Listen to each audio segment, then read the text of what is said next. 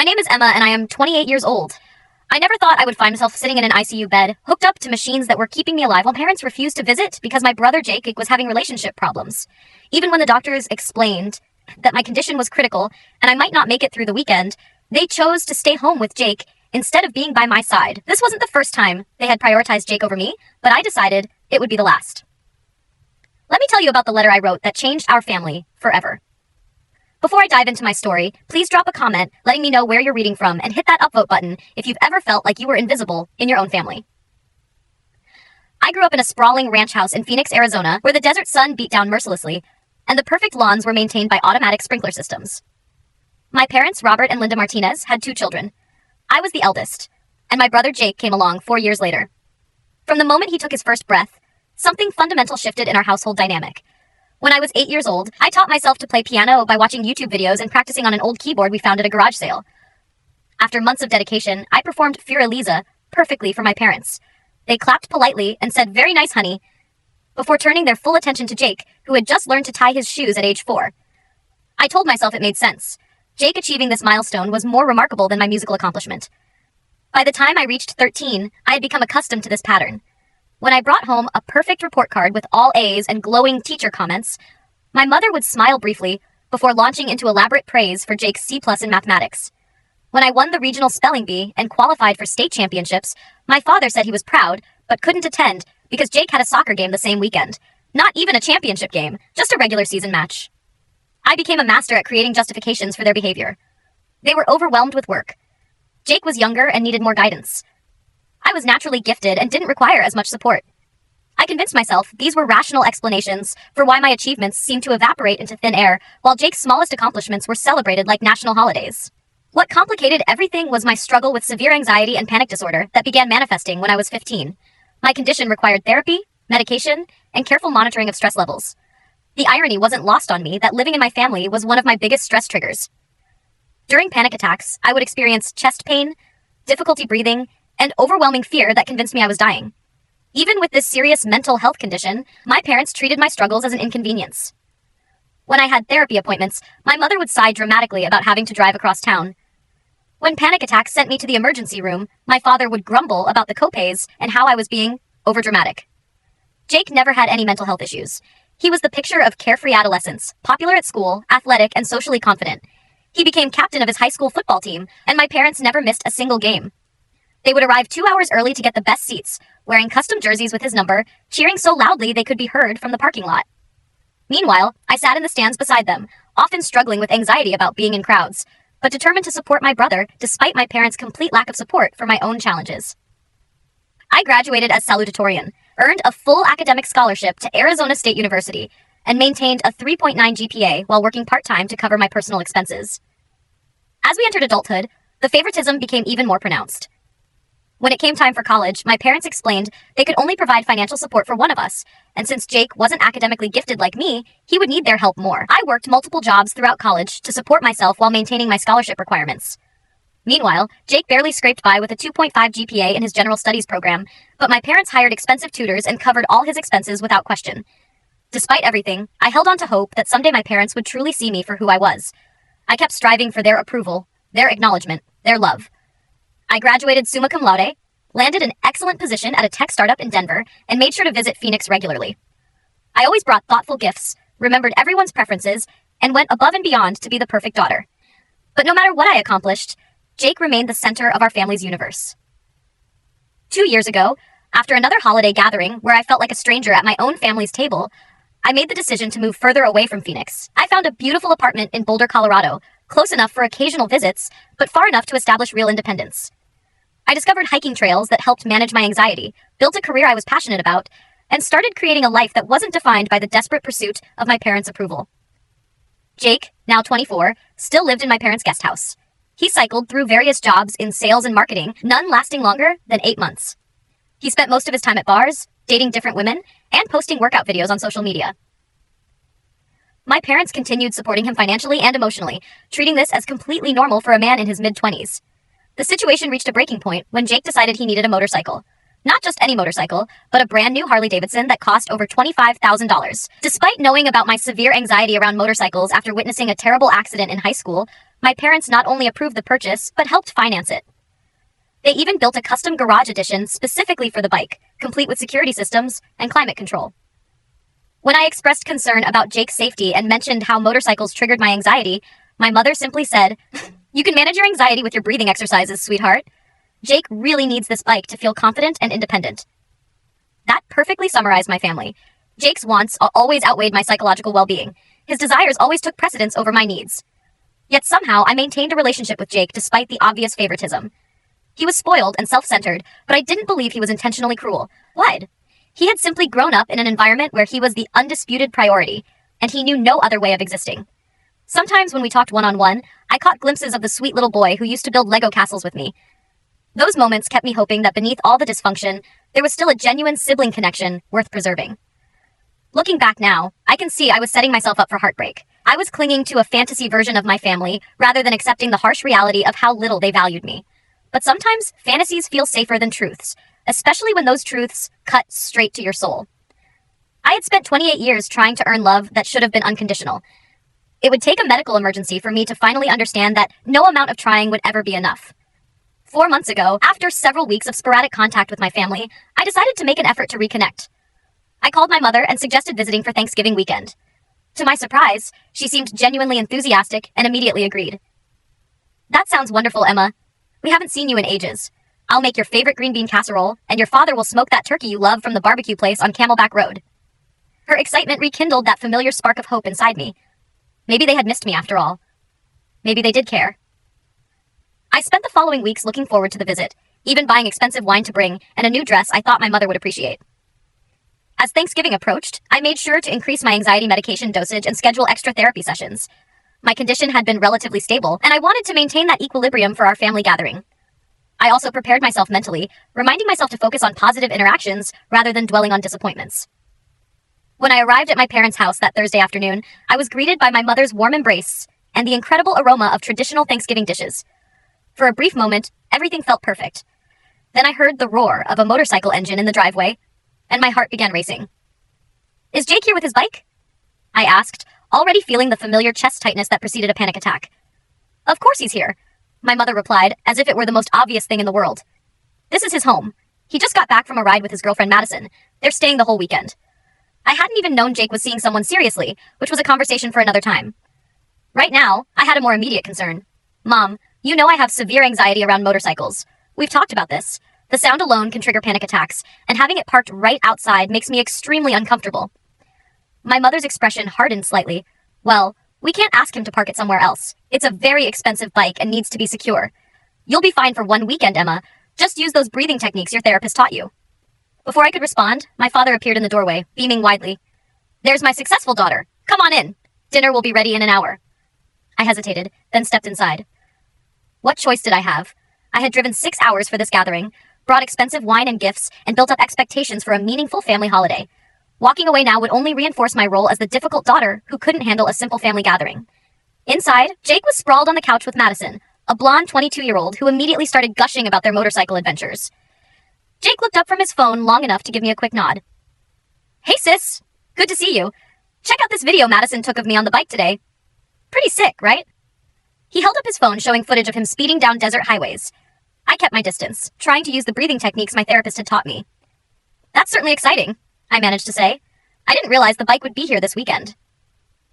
"Where else would it be?" Jake laughed. "It's basically my baby. Madison and I are planning a road trip to Sedona tomorrow. You should see how incredible this machine looks against the red rocks." Those words hit me harder than I expected. A motorcycle he'd owned for 6 months was his baby, while I, their daughter of 28 years, was expected to manage my severe anxiety to accommodate it. I excused myself to the bathroom where I took an extra dose of my anxiety medication and practiced the grounding exercises my therapist had taught me. I stared at my reflection in the mirror, noting the stress hives already forming on my neck, and gave myself a pep talk. Just get through the weekend. Keep the peace. It's only a few days. When I returned, we all gathered around the dinner table. The food was delicious, but I could barely taste it through my heightened anxiety and the sound of Jake revving his motorcycle engine every few minutes to keep it warm. The conversation revolved entirely around Jake and Madison's adventures, their planned road trips, the motorcycle rallies they wanted to attend, the expensive gear they were buying, and the Instagram followers Jake was gaining from his riding videos. Whenever I tried to contribute by mentioning my recent promotion to senior developer or the anxiety management workshops I'd been leading at work, my parents would nod politely before immediately returning to the far more fascinating topic of Jake's motorcycle maintenance routine. By dessert, I was struggling with a full-blown panic attack. My breathing was rapid and shallow, my heart was racing, and I felt completely disconnected from my body. Madison finally seemed to notice my distress. "Wow, Emma, you look really pale. Are you having one of those anxiety things Jake mentioned?" "Yes," I gasped. "The motorcycle triggers my panic disorder. I explained this when I arrived." My mother frowned. "I thought you were exaggerating about that. You've always been a bit dramatic about your mental health issues." "I'm not being dramatic," I said, trying to keep my voice steady despite my racing heart and the growing anger. "I have a diagnosed anxiety disorder. My therapist has specifically identified motorcycles as one of my major triggers." "Well, you seemed fine enough to eat a full dinner," my father pointed out, as if my ability to eat somehow negated my psychological distress. "I think you're working yourself up over nothing." "I think I should go," I said, standing up from the table unsteadily. "Thank you for dinner, but I need to get back to my hotel and take more medication." "But we haven't even had coffee yet," my mother protested, "and I wanted to show you the new kitchen backsplash we installed." "Another time," I said, gathering my purse with shaking hands. "I need to manage this panic attack before it gets worse." Jake rolled his eyes. "You're always so intense about everything, Emma. It's just a motorcycle. Take a Xanax and relax." I didn't bother responding to that. I thanked my parents again for dinner, half-declined their half-hearted offers to stay longer, and made my way to my rental car with Madison asking if I needed her to call someone. As I drove to my hotel, I could feel my chest getting tighter and my breathing becoming more labored. I stopped at a CVS pharmacy and bought additional anxiety medication, taking it immediately in the parking lot. By the time I reached my hotel room, I was physically and emotionally exhausted. I used my portable nebulizer to help with my breathing, took a hot shower to calm my nervous system, and collapsed into bed. As I tried to fall asleep, I told myself the same things I always did after these encounters. They didn't mean to hurt me. They just didn't understand. Jake was their baby. I was stronger and more independent. I didn't need their attention the way he did. But a small voice inside me whispered a different truth. They understood perfectly well. They just didn't care enough to change. And no amount of strength or independence could fill the void left by parents who consistently chose someone else over you.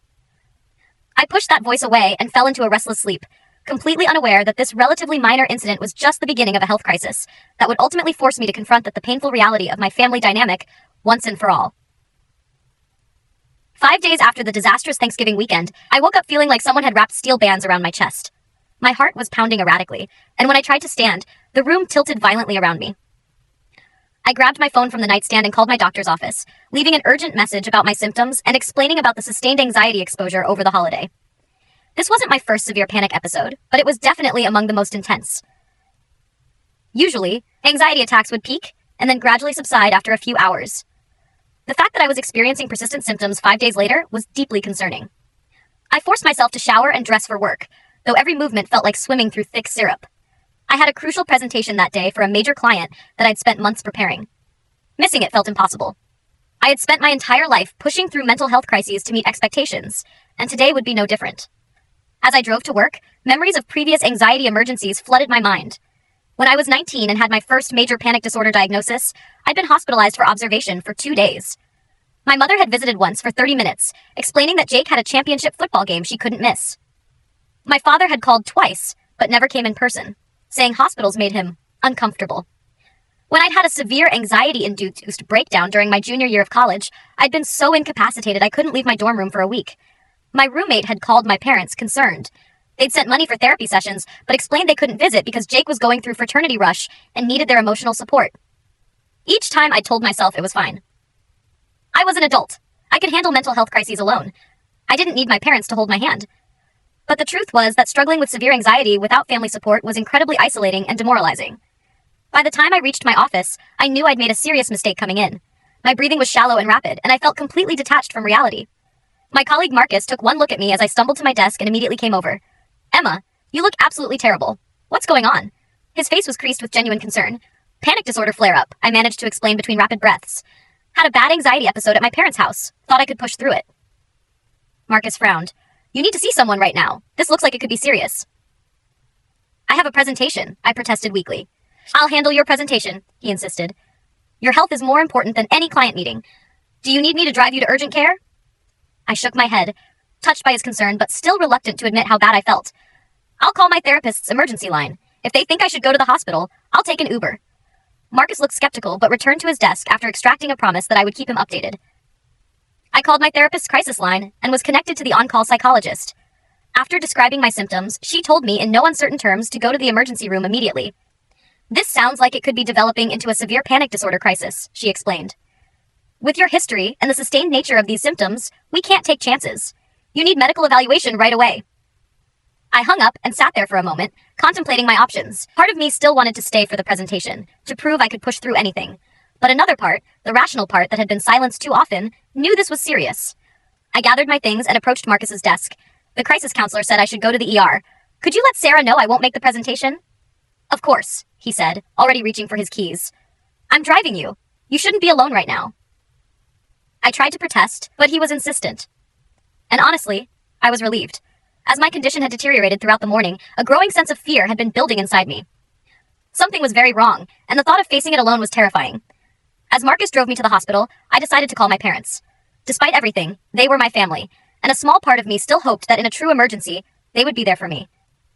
The call went to voicemail. I left a brief message explaining that I was having a severe anxiety crisis and heading to the hospital.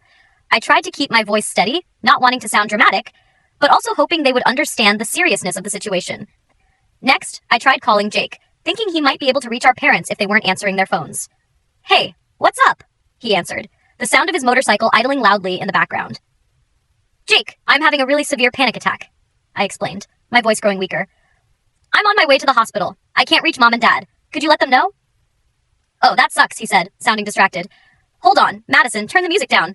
Sorry, we're about to head out for a ride to Flagstaff. Yeah, I'll tell them when I see them tonight. They're helping me shop for new riding gear today. Jake, this is serious, I emphasized. I need them to know I'm going to the hospital right now. Okay, I'll text them, he said impatiently. Look, I gotta go. Madison's waiting and we want to hit the road before it gets dark. Feel better, all right? And with that, he hung up. I stared at my phone in disbelief. Even now, with me heading to the emergency room in crisis, Jake and his motorcycle adventures remained the priority. Family? Marcus asked sympathetically. Something like that, I muttered. By the time we reached the hospital, I was struggling to stay conscious. My heart was racing so fast I thought it might explode, and I felt completely disconnected from my body. Marcus helped me into the emergency room, where the triage nurse took one look at me and immediately called for assistance. What followed was a blur of activity. I was rushed into a treatment area, given sedatives and heart monitoring, and hooked up to various machines. Doctors fired questions at me about my mental health history, my recent stressors, and my current medications. I tried to answer as best I could, but I was fading in and out of awareness. The last clear memory I had was asking a nurse to call my neighbor Mrs. Chen to check on my cat. Mrs. Chen was an elderly woman who lived in my apartment building and sometimes watched my pet when I traveled. She had no connection to the hospital and wasn't there, but in my confused state, I was worried about my cat being alone. Then, darkness claimed me entirely. I later learned that as my condition worsened, the hospital staff had made multiple attempts to contact my parents. They had finally reached them around 8 p.m., some 6 hours after I'd been admitted. The conversation, as it was relayed to me later by a nurse who had been present, went something like this. Mr. and Mrs. Martinez, this is Phoenix General Hospital. Your daughter Emma has been admitted with a severe anxiety crisis. Her condition is critical, and we strongly recommend you come immediately. Tonight? We can't possibly come tonight, my father had apparently replied. Our son is shopping for motorcycle gear across town, and we need to help him make some important decisions about his equipment. Sir, I don't think you understand. Your daughter is in critical condition. The doctors are doing everything they can, but her mental state is extremely fragile. Tonight might be crucial for her recovery. You really should be here. There had been a pause before my mother spoke. Well, we can't just leave Jake to handle this alone. It's a very expensive purchase, and he needs our guidance. Surely Emma will stabilize soon. We can come by tomorrow if she's still there. The nurse had apparently been so shocked she could barely respond. I'll note in her chart that you were informed of her condition, she had finally said before hanging up.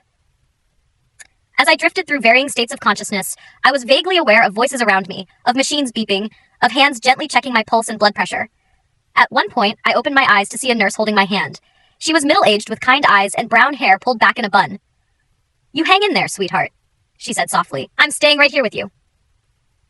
I squeezed her hand weakly in response, grateful for the stranger's compassion when my own family had abandoned me once again. Throughout the night, my condition remained critical. My body was essentially attacking itself, my overactive anxiety triggering physical symptoms that mimicked a heart attack. The medical team worked tirelessly, adjusting medications and monitoring my vital signs. By morning, I had stabilized somewhat, though I remained in the cardiac observation unit. The immediate crisis had passed, but the damage to my psyche, and even more so to my heart, had been done. Marcus had contacted several of our colleagues, and throughout the next day, a steady stream of coworkers and friends came to visit. They brought flowers, cards, and genuine concern. People I saw every day but had never considered close friends showed up to sit with me, sharing stories and keeping my spirits up. Not once did my parents call to check on my condition. Not once did Jake text to see if I was still alive.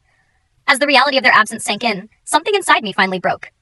The fantasy I had clung to for 28 years, the hope that deep down my family truly loved me, finally shattered completely. In its place grew a strange sense of clarity. For the first time, I saw my family exactly as they were, not as I wished them to be. And with that clarity came the beginning of a plan. The letter that would change everything. The first 48 hours in the hospital remain mostly a haze in my memory. I have fragments of consciousness. The cold sensation of IV medications, the constant beeping of heart monitors, the soft voices of nurses checking on me, and the persistent feeling that I was floating outside my own body despite the sedatives meant to ground me. What I remember with crystal clarity, however, is the moment I fully regained consciousness and realized no one from my family was there. I opened my eyes to see the sterile white ceiling of the cardiac observation unit and turned my head, half expecting against all logic to see my mother in the chair beside the bed. Instead, there was a young nurse checking my chart. "Welcome back," she said with a warm smile when she noticed I was awake. "You gave us quite a scare." "My parents?" I asked, my voice a painful whisper. Her smile faltered slightly. "I don't believe they've been in yet. Would you like me to try calling them again?" That's when the full reality hit me. I had nearly died from a severe anxiety crisis, and my parents had chosen not to come because Jake needed help shopping for motorcycle accessories. I had known they favored him, but some part of me had always believed that in a true medical emergency, they would be there for me too. That belief had been the last thread holding together my image of us as a real family. Now that thread had snapped. "No," I said after a long moment. "Don't call them." The nurse, whose name badge read Carmen, seemed to understand something of what I was feeling. She gently patted my hand. "You've had other visitors, though. A man named Marcus has been here every day, and several other friends have stopped by. They've been very concerned about you." I felt tears sliding down my cheeks. Colleagues and casual friends had shown more care for me than my own parents. The contrast was both heartbreaking and illuminating. Throughout that day, as my condition stabilized enough for me to stay conscious for longer periods, I learned more about what had happened. Dr. Patel, a specialist in anxiety disorders, came to explain the severity of what my body had gone through. "You experienced what we call a severe panic disorder crisis," she explained. "The sustained anxiety from your family visit triggered a cascade of physical symptoms that mimicked a cardiac event. Your body essentially went into fight or flight mode and couldn't find its way out. This is why you felt like you were having a heart attack." "Could I have died?" I asked, needing to hear the truth. Dr. Patel looked me directly in the eyes. "The anxiety itself wouldn't have been fatal, but the physical stress on your cardiovascular system was extreme. Without prompt medical intervention, you could have developed serious complications. The fact that your symptoms persisted for days rather than hours made it much more dangerous."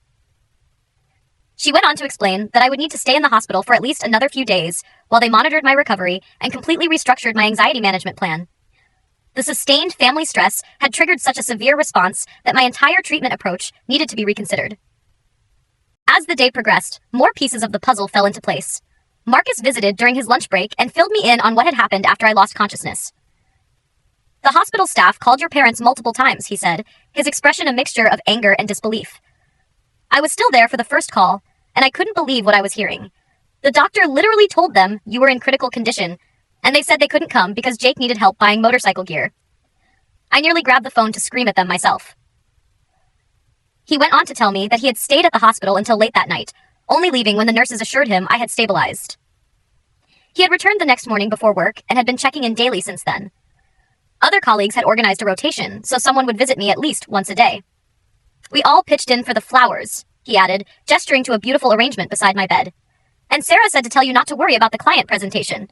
She rescheduled it for when you're back." I was overwhelmed by their kindness. These people, who had no obligation to me beyond professional courtesy, had stepped up to support me in ways my family never had. As evening approached, Carmen came back to check on me. She had a strange expression on her face. "Your parents called the nurse's station," she said hesitantly. "They wanted to know your condition and said they might come by tomorrow." "Might?" I repeated, the word tasting bitter in my mouth. "I can make sure they're updated on your condition if you'd prefer not to see them," she offered, and I realized she had picked up on my distress. I was silent for a long moment, processing the emotions churning within me. Anger, hurt, disappointment, but strangely also a growing sense of resolve. For the first time in my life, I was seeing my relationship with my parents with complete clarity, stripped of the desperate hope and excuses I had always made for them. "If they come," I finally said, "I don't want to see them yet. Please tell them I'm resting and can't have visitors." Carmen nodded, her eyes reflecting understanding. Of course. That night, as I lay awake listening to the rhythmic sounds of the hospital, I made a decision. I would use this time, this forced pause in my life, to finally address the toxic dynamic that had shaped my existence for 28 years. I would write a letter, a final communication to my parents, laying bare the truth of our relationship and establishing the boundaries I should have set long ago. The next morning, I asked Carmen for paper and a pen. She brought them without question, along with a small clipboard I could use in bed. As my strength slowly returned over the next few days, I worked on the letter, pouring out decades of hurt, disappointment, and finally, my decision to prioritize my own well-being. During this time, the contrast between my biological family and the community that had formed around me grew increasingly stark. Marcus continued to visit daily, often bringing small comforts from home or updates from work that helped distract me from the emotional turmoil of recovery. Other colleagues stopped by with books, magazines, and conversation. Mrs. Chen, my elderly neighbor whom I had called out for in my delirium, actually did come to visit after Marcus tracked her down to check on my cat. She arrived with homemade dumplings and tea, along with photos of how my cat was doing in her care. I have 3 children and 7 grandchildren, she told me as she sat beside my bed, but they all live far away. We look out for each other, you and I. That's what neighbors should do. Even Dr. Patel went beyond professional requirements, spending extra time explaining my condition and treatment options, answering all my questions with patience and respect. When I mentioned my parents' refusal to come, she didn't offer platitudes or excuse their behavior. That must be incredibly painful, she said simply, acknowledging my hurt without minimizing it. Sometimes the families we create in life are more important than the ones we're born into. Her words stayed with me as I continued working on my letter. By the 5th day of my hospitalization, I had completed it, a 3-page handwritten document that represented both an ending and a beginning. I sealed it in an envelope that Carmen provided and waited. On the 6th day, as I was starting to prepare for discharge, Carmen came into my room with news. Your parents called again. They said they're definitely coming to visit this afternoon, around 2:30. Would you like me to tell them you're not receiving visitors? I took a deep breath, feeling strangely calm. No, I want you to let them come, but I won't be here. She looked confused. Are you being discharged this morning? Yes, I said, having already discussed my release with Dr. Patel. But I have a favor to ask. When my parents arrive, could you give them this? I handed her the sealed envelope. And could you place it on the bed so it looks like I left it there for them to find? Carmen looked at the envelope, understanding dawning in her eyes. Of course, she said softly. I can arrange that. By 2 p.m. that afternoon, I had been officially discharged. Marcus had picked me up and was waiting with me in a small cafe across from the hospital. From where we sat, I could see the hospital entrance clearly. At precisely 2:45 p.m., I watched my parents walk through those doors, finally coming to see their daughter after she had nearly died a full week earlier. I didn't know exactly what would happen when they read my letter, but I knew with absolute certainty that our relationship would never be the same again. And for the first time in my life, that thought didn't fill me with dread, but with a profound sense of liberation. Marcus's guest room became my sanctuary for the next 3 weeks. His downtown Denver apartment was in a modern building with excellent soundproofing and air filtration, the perfect environment for my physical and emotional recovery, free from triggers and full of natural light. Stay as long as you need, he insisted when I expressed concern about imposing. I have plenty of space, and honestly, I enjoy the company. Plus, my cat loves having another cat person around. The first few days after hospital discharge were focused entirely on regaining my physical and emotional equilibrium. I slept 12 to 14 hours a day, my body demanding rest to heal from the trauma it had endured. Dr. Patel had prescribed a new medication regimen and therapy schedule that required careful monitoring, and Marcus helped me keep track of the various treatments and appointments. As my body slowly recovered, my mind began the equally important process of healing from decades of emotional neglect. The letter I had left for my parents had been a watershed moment, a clear line drawn between the person I had been, desperately seeking their approval, and the person I was becoming, determined to value myself even if they never would. The contents of that letter had poured out of me during those hospital days, each word a release of pain I had carried for too long. Dear Mom and Dad, by the time you read this, I will have been discharged from the hospital where I spent a week recovering from a severe anxiety crisis. The doctors called you the first night and told you I was in critical condition. You chose not to come because Jake needed help shopping for motorcycle gear. This was not the first time you have chosen Jake over me. It has been the pattern of our family since my earliest memories. For 28 years, I have made excuses for your behavior. I have told myself that Jake needed you more, that I was stronger and more independent, that someday you would see me and value me equally. I nearly had a complete mental breakdown waiting for that day to come. I don't write this letter out of anger, though I have every right to be angry. I write it from a place of clarity and self-preservation. I can no longer participate in a family dynamic that consistently places my needs, my accomplishments, and even my mental health below those of my brother, and now his motorcycle hobby. From this point forward, I am stepping back from our relationship. I need time and space to heal, not just from this most recent health crisis, but from the lifelong pattern of being treated as less important. I will not be contacting you for the foreseeable future, and I ask that you respect my decision by not attempting to contact me either. If at some point you are genuinely interested in building a healthier relationship, one based on mutual respect and equal consideration, then we can revisit this decision. That would require acknowledgement of the harm that has been done and a commitment to change on your part. I don't hold out much hope for this outcome, but I leave the door unlocked rather than sealed shut. Not for your sake, but for mine. Because despite everything, letting go of the dream of having parents who truly see and value me is the hardest thing I have ever done. I am not doing this to punish you. I am doing it to save myself. Emma, I had no way of knowing how they had reacted upon reading those words.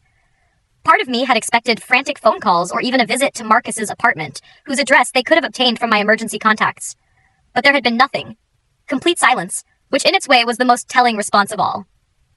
A week after my discharge, I began seeing a therapist named Dr. Rebecca Chen, whom Dr. Patel had recommended. Our first session was primarily focused on the immediate trauma of my health crisis and family abandonment. But as the weeks progressed, we began to dig deeper into the patterns that had shaped my life. What you're describing is a classic golden child scapegoat dynamic, Dr. Chen explained during our third session. Families with this pattern typically elevate one child, the golden child, as the repository of all their positive projections, while using another child, the scapegoat, as the target for neglect or criticism. But why? I asked. What did I ever do to deserve being the scapegoat? Nothing, Dr. Chen said firmly. This has nothing to do with anything you did or didn't do. This dynamic develops from the parents this had own unresolved issues and insecurities. The golden child makes them feel good about themselves as parents, because that child's dependency validates their importance. The more independent child often becomes the scapegoat, precisely because their self-sufficiency threatens the parent's sense of being needed. Her explanation struck a deep chord. My entire life, I had believed that if I could just achieve enough, be perfect enough, somehow earn their love, things would change. But the truth was that my very strengths were what had made me the target of their neglect. The most insidious aspect of this dynamic, Dr. Chen continued, is how it trains the scapegoat to constantly seek approval that will never come. You've been running on a hamster wheel of achievement and self-sacrifice, hoping to finally win the love that should have been freely given to you as their child. So what do I do now? I asked, feeling both liberated and lost with this new understanding. You grieve, she said gently. You acknowledge the parents you deserved but never had. You feel the anger, the sadness, the loss, and then gradually, you build a life based on your own values, rather than the desperate hope of finally being seen by people who have shown they are incapable of truly seeing you.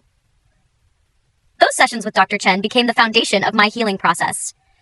For the first time, I allowed myself to feel the full range of emotions about my family without immediately dismissing them or making excuses. I cried for the little girl who had taught herself piano only to be ignored. I raged at the parents who had chosen motorcycle shopping over their daughter's mental health crisis. I mourned the family I had always wanted, but never truly had. Alongside this emotional work, I began the practical process of rebuilding my life. 3 weeks after leaving the hospital, I felt strong enough to return to my own apartment. Mrs. Chen welcomed me home with homemade soup and updates about my cat, who had apparently decided that her apartment was an acceptable second residence. He still comes to visit me every evening, she said with a chuckle. I think he has decided we are family now. Her casual use of the word family made me smile. Perhaps family wasn't defined by blood or legal ties, but by who showed up when it mattered. As I settled back into my apartment, I made several significant changes. I invested in a high-quality white noise machine and blackout curtains to reduce anxiety triggers. I updated my emergency contacts, removing my parents and adding Marcus and, after asking her permission, Mrs. Chen.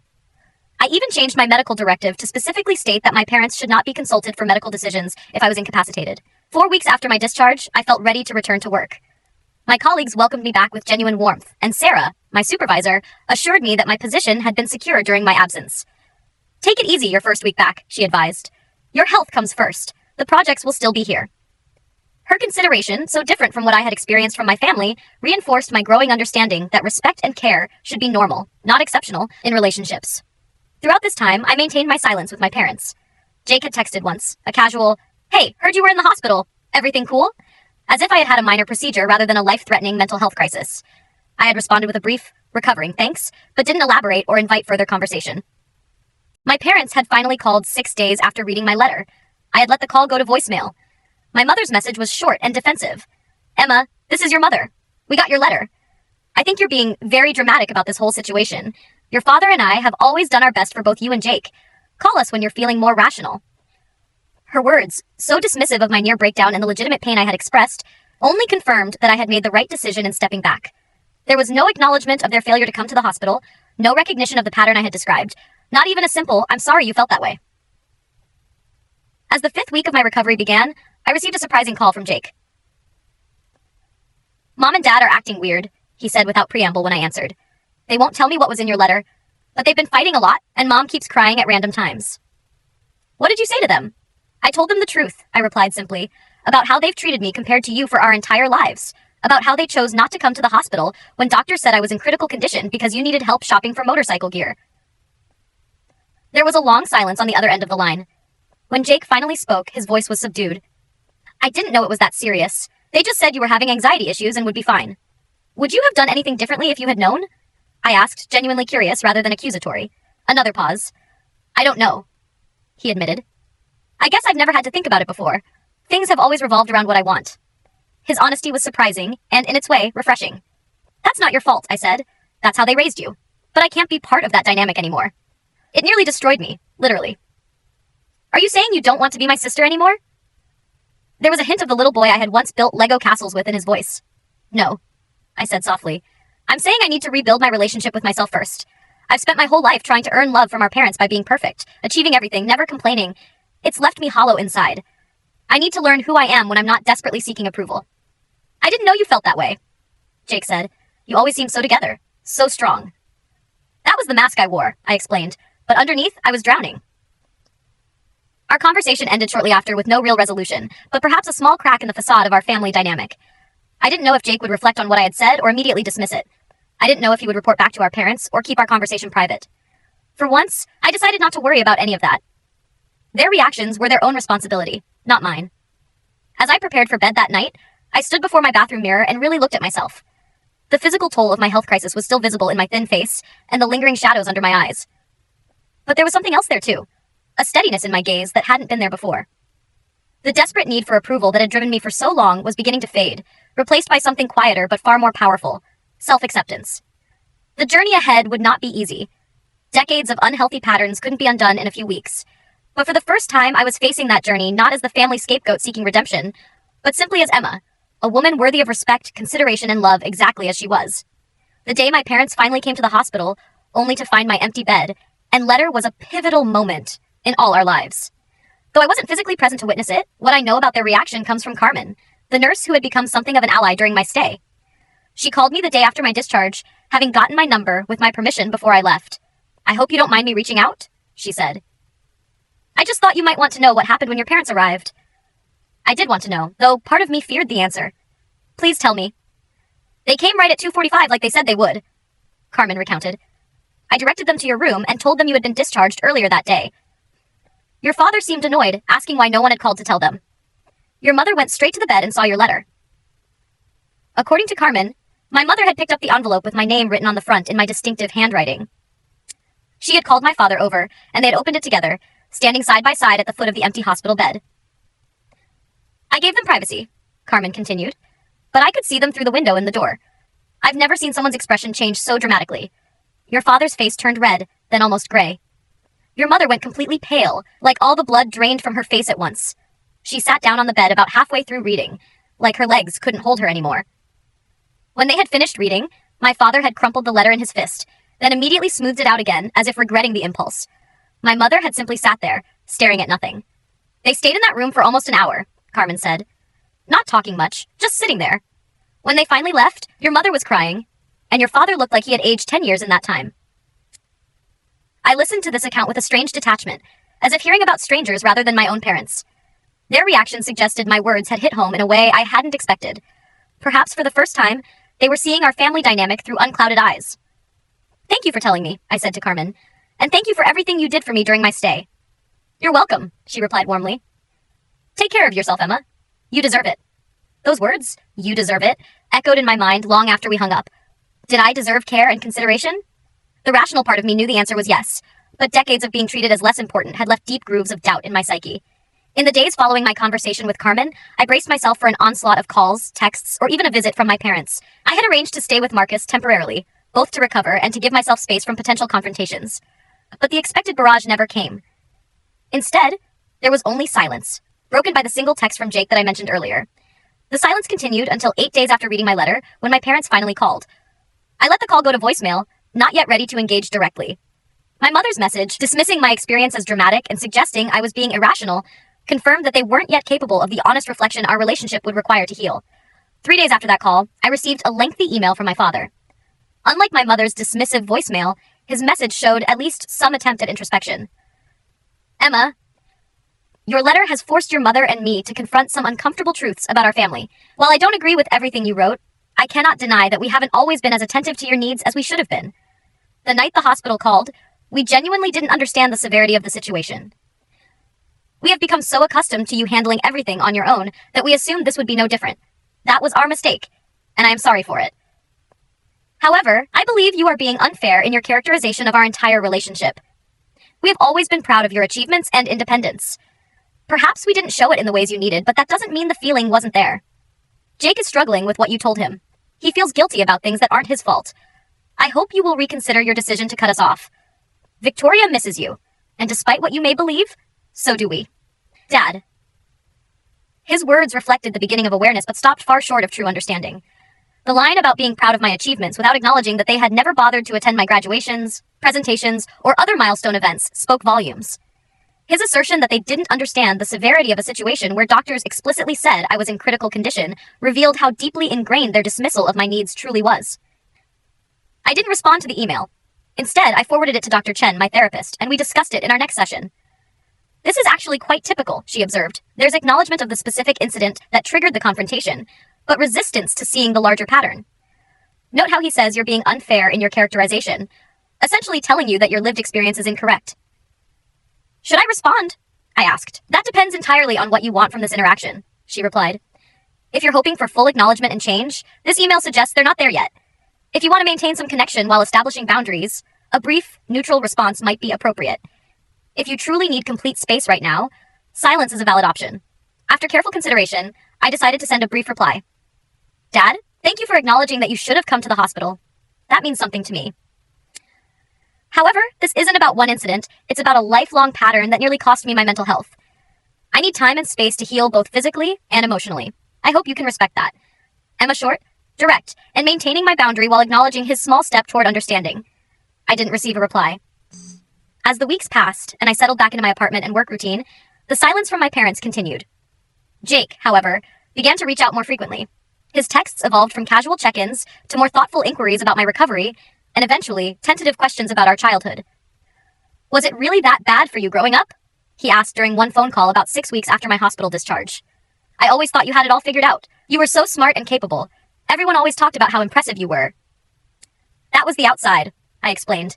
Inside, I was constantly striving to be perfect enough to finally earn Mom and Dad's attention and approval. Do you remember my high school graduation?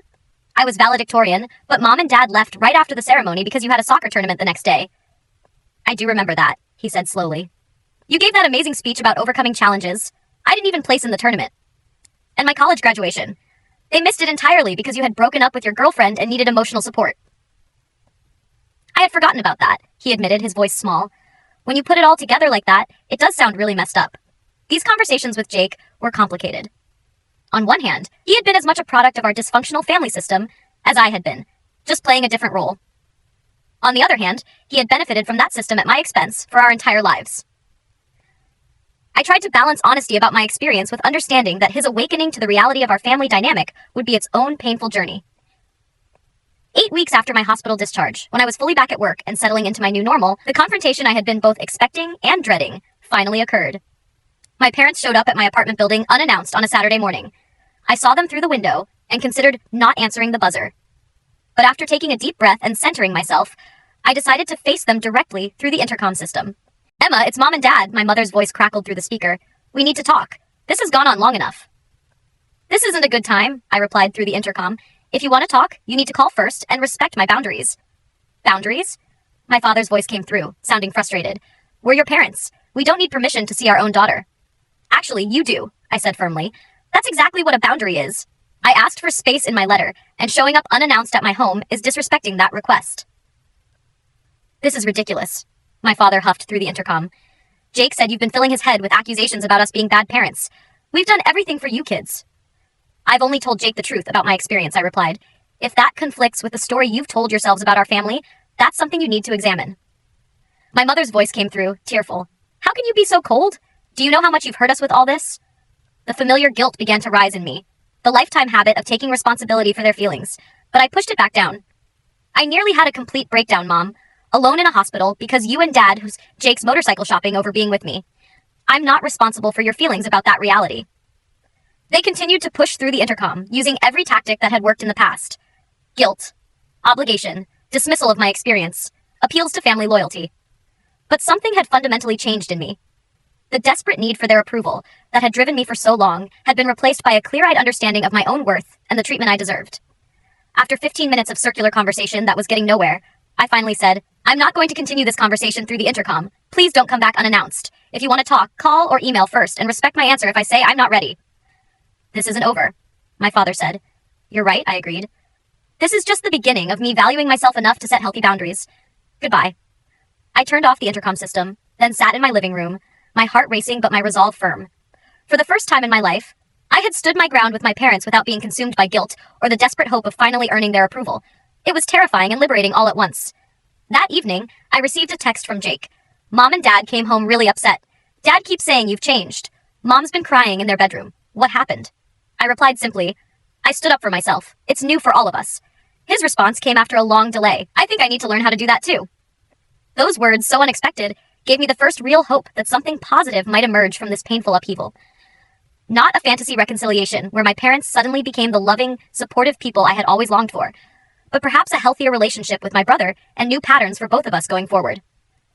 The letter I had left on that hospital bed had indeed changed everything. Not by magically transforming my parents, but by finally giving me permission to transform myself. From a perpetual people-pleaser desperate for approval into a woman who knew her own worth and was no longer willing to accept crumbs of affection where a feast of love should have been. 7 months have passed since that day I left the letter on my empty hospital bed. 7 months of healing, growth, and profound change. I sit here in my new apartment in Portland, Oregon, 1,200 miles from where my parents still live in Phoenix, reflecting on how much has shifted both around me and within me. The physical reminders of my near breakdown have faded completely. My anxiety is well managed with my new medication regimen and therapy routine, and my panic attacks have decreased dramatically. My new medical team, carefully chosen by Dr. Patel before my move, has helped me develop coping strategies that actually work. I still have to be vigilant about potential triggers, but the constant dread that once accompanied that vigilance has subsided. Moving to Portland was a decision I made 3 months after my hospital stay. I needed a complete fresh start, somewhere without the shadows of old patterns clinging to familiar corners. My company was incredibly supportive, allowing me to transfer to their Pacific Northwest office with a promotion to senior developer.